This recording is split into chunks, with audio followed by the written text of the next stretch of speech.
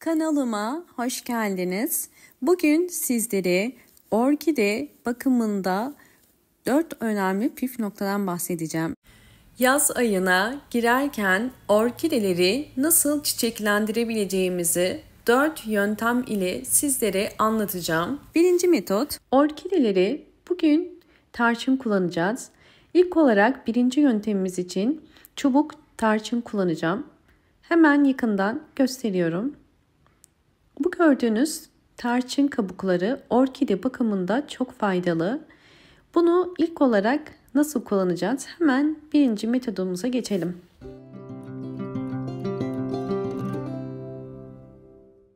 Bir tencereye bir tane çubuk tarçın koyuyorum ve üzerine 1 litre su koyuyorum. Daha sonra bunu ocağın üzerine koyup altını açacağım ve kaynamasını bekleyeceğim.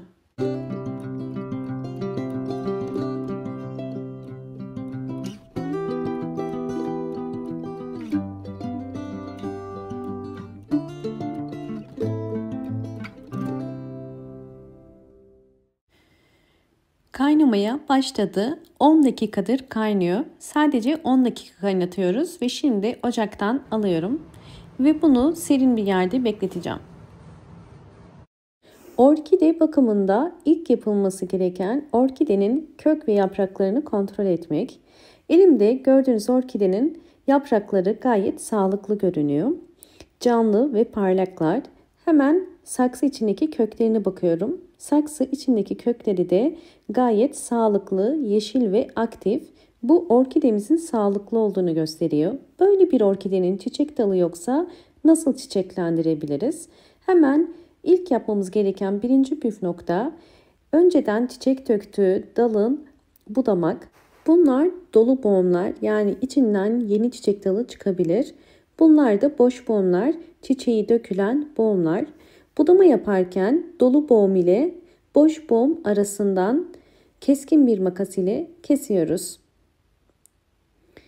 Kestikten sonra ikinci püf nokta, kesilen yerden orkidenin öz suyunu kaybetmemesi için toz tarçın kullanıyorum. Toz tarçın benim orkidelerde sürekli kullandığım bir baharat. Kesinlikle orkide bakımında çok önemli.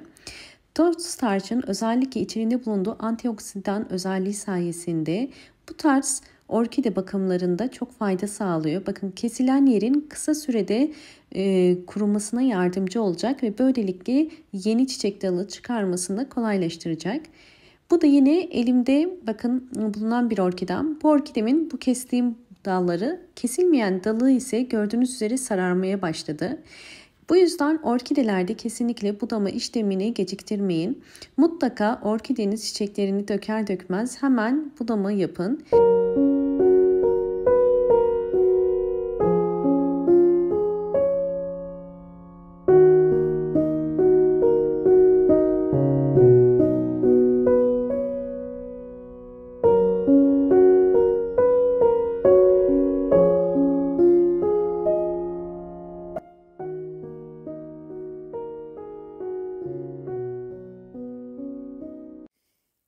Şimdi sizlere ikinci metoda geçiyorum. İkinci metot, orkidelerde mantar hastalığında toz tarçın nasıl kullanılır? Orkidede mantar hastalığın olduğunu, yapraklarda sararmalar oluyorsa ya da yapraklarda siyah sararmalarla birlikte siyah lekeler oluşuyorsa ya da orkidenizin çiçekleri birdenbire sararıp solup dökülüyorsa ve köklerinde de çürüme varsa bu orkidenizde bir mantar hastalığı olduğunu gösterir. Bu şekilde gövdesi su toplayan ve gövde mantarı olan bir orkideyi ilk yapmanız gereken toz tarçın kullanmak. Toz tarçın ile enfeksiyonlu bölgeyi kurutacağız. Toz tarçının antioksidan özelliği olduğu için bu tarz gövde mantarlarında yaprak aralarına döktüğünüz zaman orkide mantarı kısa sürede durmuş olur. Bu yüzden toz tarçını mutlaka bütün yaprak aralarına ve gövde kısmına kullanın. Daha sonra bol ışık alan bir yere koyup orkidenize hiç su vermemeniz gerekiyor. Mantar hastalığının çünkü en büyük nedeni yapılan fazla sulamalardır.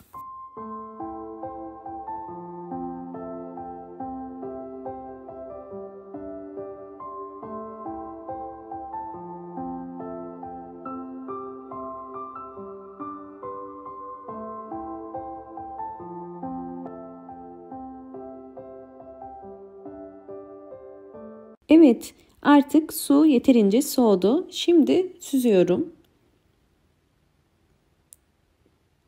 Ölçü olarak 200 milim tarçınlı su kullanacağım ve bunun üzerine 400 milim su koyuyorum.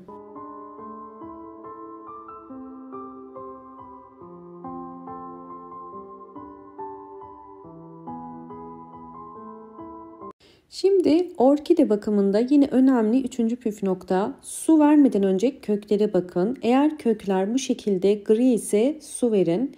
Şimdi hazırlamış olduğumuz doğal gübremizi orkidelerime veriyorum. Her bir orkide saksısı için 5 yemek kaşığı vermeniz yeterli. Yine bakın, özellikle kökleri çok çürüyen ve kalmayan kökleri varsa bu tarz orkidelerde de mutlaka yine kullanmanızı tavsiye ederim. Çünkü saksı içerisindeki çürüklerin durmasına yardımcı olur. Tarçınlı su hem orkidenizi böceklerden ve hastalıklardan korur, hem de orkidelerinize gübre olarak bol bol yeni çiçek dalı çıkarmasını kolaylaştırır. Orkidelerde yaprak sararmaları, dal sararmaları varsa yine tarçınlı suyu tavsiye ederim. Bol bol yeni yapraklar ve canlı sert yapraklara sahip olmasına yardımcı olur. Hemen sonuçları gösteriyorum. Öncesinde videomu buraya kadar izleyip beğendiyseniz bana destek olmak için hemen beğen tuşuna basıp kanalıma da abone olabilirsiniz.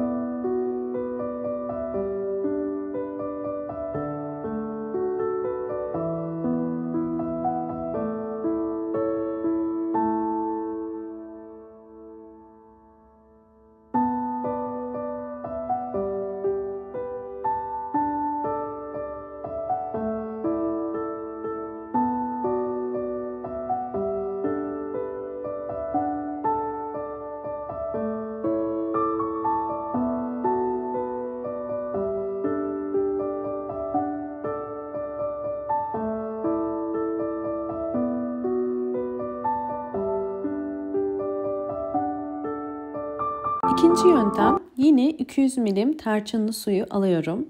Bu yöntemde orkide yapraklarını dezenfekte edeceğiz.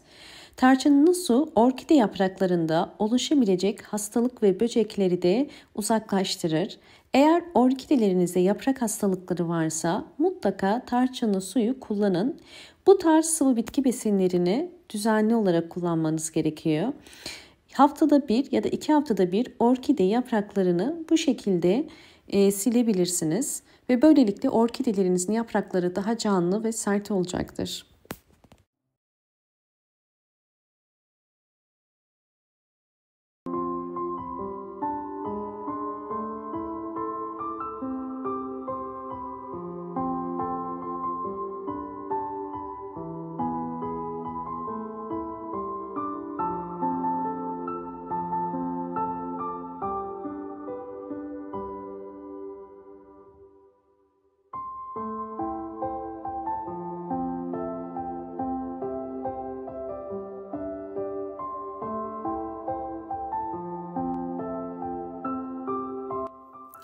Orkidelerimin gelişimlerini sizlerle paylaşacağım.